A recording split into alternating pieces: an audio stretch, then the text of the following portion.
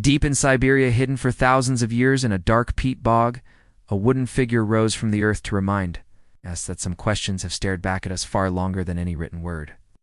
This is the Shigir Idol, a message carved before history found its voice.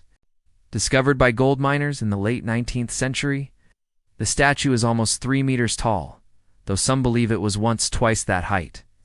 Carved from a single larch tree, its surface is covered in strange, geometric patterns, zigzags, faces, shapes that no one has fully decoded.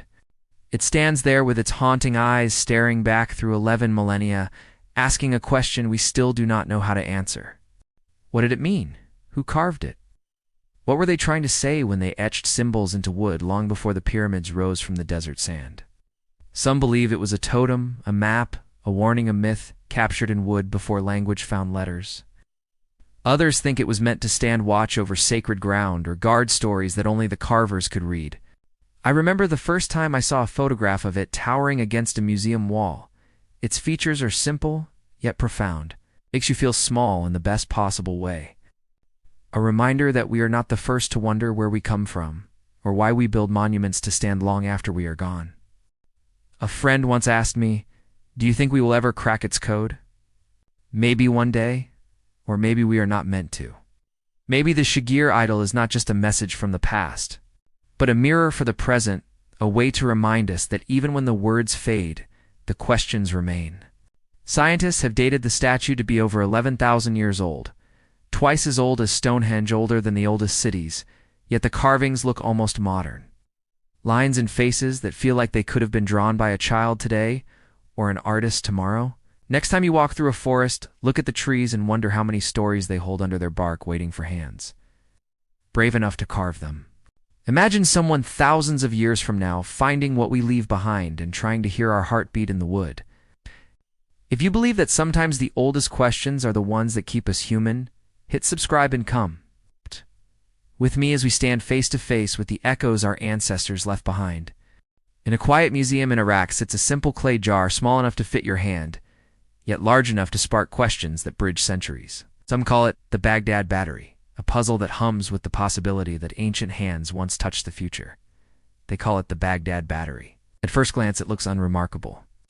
A small clay pot, just big enough to fit in your hand.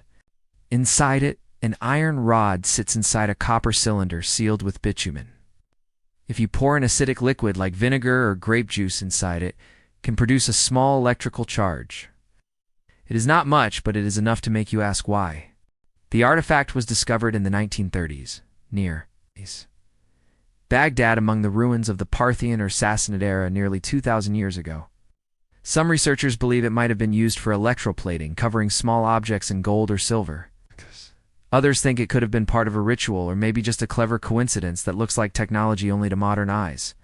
But if it really was a battery, then it changes the story we tell ourselves about the ancient world. It reminds us that curiosity does not belong to any one century. Somewhere in the past, someone held that little jar and wondered what would happen if they mixed metal and liquid in time. A friend of mine, an engineer, once told me that even if the Baghdad Battery was never used for practical electricity, it proves something more important. It proves that invention begins with a question. What happens if? What happens when? It is the same question we still ask today when we open a lab notebook or scribble an idea on a napkin. Sometimes when I look at photos of the battery, I imagine a craftsman long ago carefully placing the iron rod. Inside the copper tube sealing the top, maybe not even knowing that he was holding a piece of the future in his hands. Next time you flip a switch or charge your phone, think of that clay jar buried under centuries of earth, waiting for us to notice that even the simplest objects can hold a shock that crosses time.